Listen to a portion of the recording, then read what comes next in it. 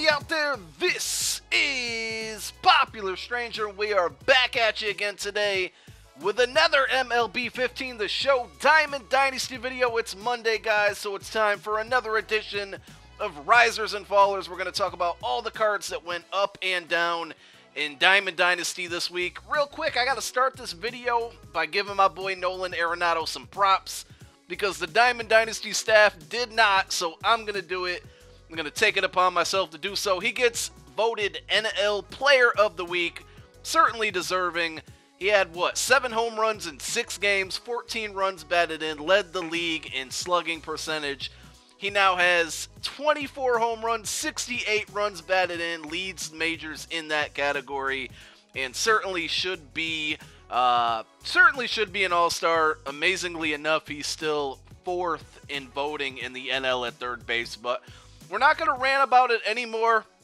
I had to start the video out by giving my boy, my favorite player, some props, though, because he didn't get an upgrade this week. I can't believe it. We'll talk about it in a moment. He unfortunately did not get an upgrade, but let's go ahead and take a look at who did.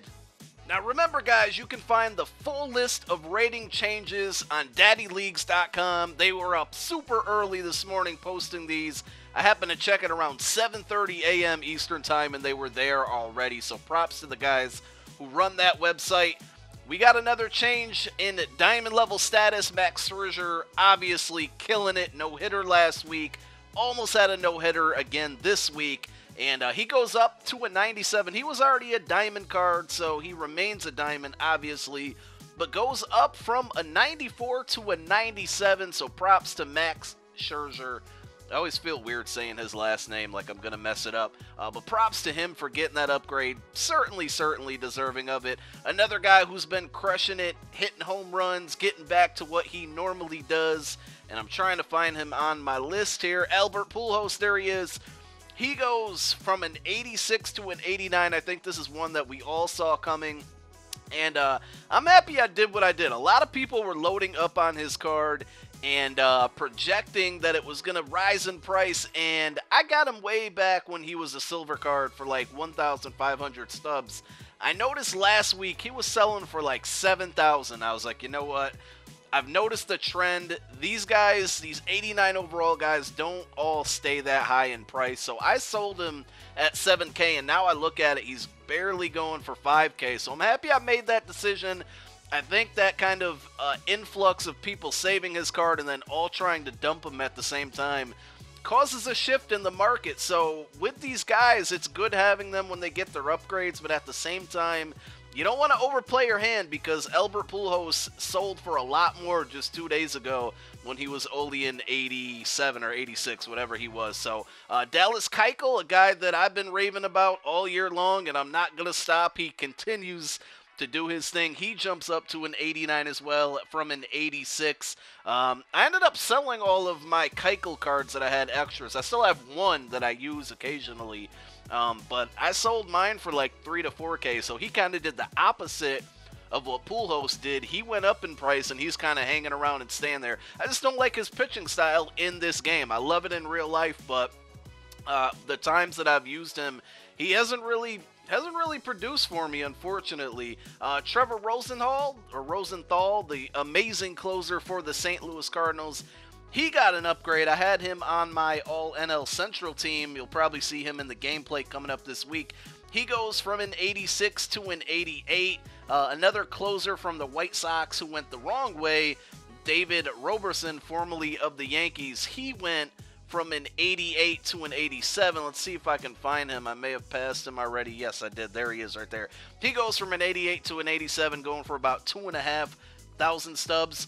Some guys that dropped in ratings. Michael Pineda from the Yankees goes from an 85 to an 83. Jonathan Lucroy, a card that I've been having a lot of success with. He went down from a gold to a silver. He went from an 87 to an 84. That's very disappointing because I've been really successful with that card, that Jonathan Lucroy card. When I say successful, I mean like I'm hitting like 450 with him just been beasting. Jason Hamble goes from an 84 to an 86. Let's see if we can find him. I had no idea that he was having such a good year. I'll have to look up his stats. I still haven't really paid attention to it, but I guess he's pitching really well. Came over from the Oakland A's, or went to the Oakland A's from the Cubs last year, and then came back to the Cubs this year. So good to see him still doing his thing. Mookie Betts from the Red Sox. We're just going to sort instead of trying to go through this whole crowd of people. He jumped up, still going for a lot, or not a lot. He's really cheap is what I was trying to say. Still only 140 stubs. Load up on him now because he still could continue to grow. He's a really good, excellent young player for the Red Sox. He goes from a 79 to an 82 now. With my whole Nolan Arenado rant becomes this, and a lot of people have been saying it to me, and I think I said it in last week's video.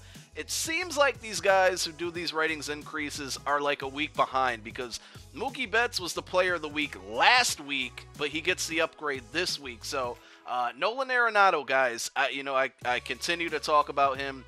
It could end up happening that he doesn't get an upgrade till next week because he had such a fantastic week this past week, if that makes any sense. So you might want to go grab one. You also might want to be a little cautious. I mean, he's selling for about $6,000 right now, and the reason I say be a little cautious is because if we look at Mr. Josh Donaldson, look how cheap he's going. That's for a diamond level player, guys. I said it last week, he was going for like $18K, and I thought that was cheap.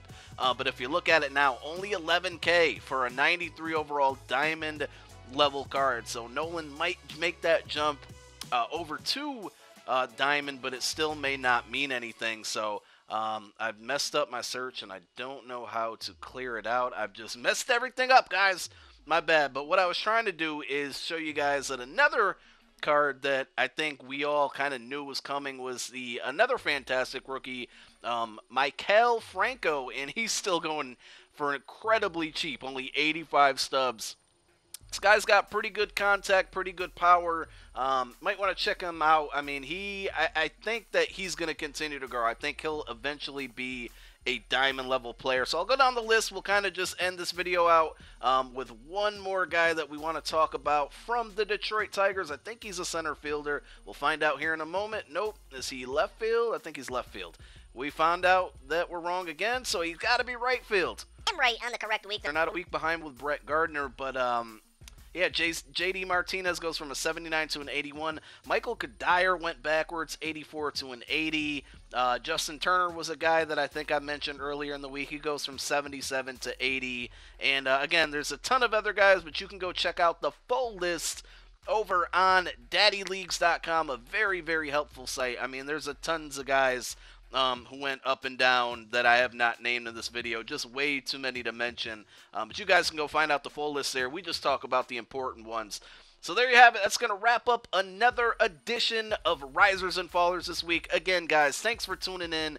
You guys have been great this whole month. I'm having a really good month as far as views goes, and I just love your support. Continue to show it to me. I'll continue to drop these show videos for you guys. I'm Popular Stranger. I'm out. Peace.